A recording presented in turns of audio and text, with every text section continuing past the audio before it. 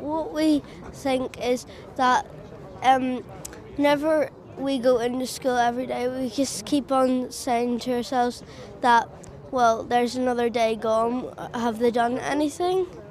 I'm here in the steps of Stormont, where today we handed over 10,000 signatures from the Belfast Telegraph Sit Down, Sort It Out campaign. Politicians from 5 parties represented on the Education Committee came out and accepted the petition, and they will then deliver it to Education Minister Kathryn. The campaign was mounted by the Belfast Telegraph in September in response to public concern over the lack of agreement on what should replace the 11+ exam, and we've had a terrific response from right across Northern Ireland. Okay, ladies and gentlemen, thanks very much for coming today on a pretty cold and fairly miserable day. The rain looks like it may stay off for the duration. And my name's Mike Gilson. I'm the editor of the Belfast Telegraph, and first and foremost, I want to thank you all for supporting this campaign, and also bear in mind the 10,000 other people who've signed our petition, in which we're going to deliver on the steps up there in a minute today. It's a really simple campaign. You've got it on your placards there. It just says, sit down and sort it out. It's not a political campaign. It's not a campaign that suggests what the answer is. It's a campaign that suggests that as we move in a evolving democracy and devolution progresses, it is absolutely right that people put aside historical differences and work for the future, because this is a campaign about the future. It's not about the past. It's about all those thousands of P7 kids who today and last week have been sitting and sweating through these exams in really a degree of chaos, and they've done exceptionally well, and we feel sorry for them, and we hope they all do very well. But it's also about the P6 kids next year, who are looking to, the way it is at the moment, walk into the same chaos that we've got at the moment. It's not acceptable. The message from our readers and the message from around the country is clear. They have to sit down and they have to sort it out.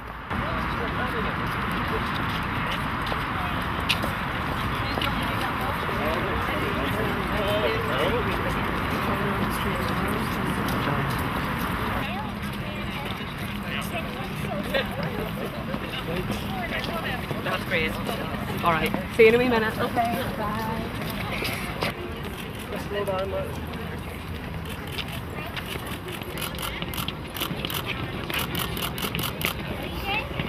Thank you very much. Thanks very much. It's a great pleasure. Thank you. Please listen to us. Yes, and I'm going to get Dominic to Thank you very much. this one. Thank you very much. Thank you. Thank you for coming up here today. I'll give one to Basil too. Thank you. Well. Okay. All right. Can I just say to all who've come here this morning, I trust that your time, your effort and your wishes will not be ignored. And I know as a parent, and I speak as a parent first of all, and not just as a politician, that this issue, the issue of getting a resolution to ensure that transfer from primary to post-primary is done in a way that isn't disruptive and has the interests of the child and its education at the heart of that transfer, then I trust that we will not only listen, but we will hear. The biggest problem with politicians so often is we listen, but we don't hear. And so can I say to parents and to those children who have braved it to come here today, you are our future. And it's always difficult when you see politicians wrangle. But I believe that we need to ensure that we preserve our education system and we build on what is in our education system and make it better for the generations to come. Once again, thank you very much for coming along and presenting the petition here today. And as Mervyn said, we are aware of the great anxiety that there is amongst parents, amongst teachers and amongst young people. What do you hope to achieve here today? Well, we hope to highlight the issue again to the politicians that the children have been left in a limbo land. There has been nothing put in place to replace the old 11+, and it's very much left to the parents to prepare the children for the tests that are set by the current grammar schools. There's a lot of pressure, and primary schools aren't obliged to prepare the children anymore for the exams, so there's a lot of tension for parents to get tutors on the children and for the schools themselves. It's damaged relationships between schools and parents by putting pressure on those relationships. And it's really the children who at the end of the day are losing out and have been forgotten about. They should have had some system in place whenever they were doing away with the old system. It's not right just to have a let's see what happens attitude, and I would encourage the politicians to sit down and soon to sort it out, because my own daughter's in P6 and I don't want to be going through this again next year. And Sinead, what are you and your friends talking about this? I suppose you know that there's something not right with the system.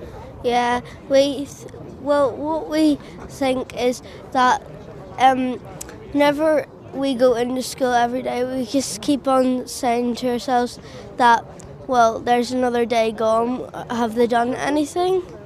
Why are you here at Stormont today, Geraldine? I'm here at Stormont because I'm very, very concerned about the future of education here. Sinead is now transferring next year into P7, and there's no certainty of anything being done. At the moment, Katrina Ryan, the Education Secretary, is insisting that everybody is following her guidelines, totally ignoring the fact that 99% of children are going through the grammar school tests. I think the politicians have had more than ample time to get this sorted out, and it's time to say hands up. We're not going to reach an impasse. The children are being used as pawns, really, as a bargaining tool, and I think it's time that they brought in a few high up profile people and educationalists that can get this sorted out and say, look, you know, they've had ample time, and I think the people should really start and think how they're using their vote. Kathryn Torney of the Belfast Telegraph has gauged the mood on the street. There is a lot of anxiety and concern out there, and she has really stepped up to the mark, and she is the voice of the ordinary people.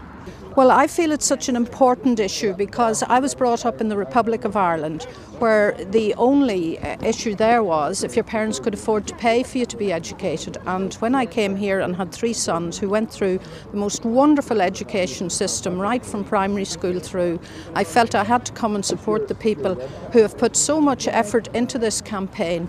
Fantastic turnout. People from all sections of the community, old, parents, young, children, who some of them come straight out of taking their very last P7 test. So I'm really pleased with it, and I think the message got through to the politicians loud and clear. Great, and you obviously reckon that campaigns like this are a great thing for the Telegraph to get involved in? Absolutely vital. We're right at the centre of the debate, right at the centre of trying to make things happen. We listen to our readers. There's a huge issue here, a huge issue of doubt and fear and confusion, and people want somewhere to rally to sort it out, and the Belfast Telegraph will be the place to come. And today's thing will be the first of many, and we won't move away from this issue until there is some concrete progress.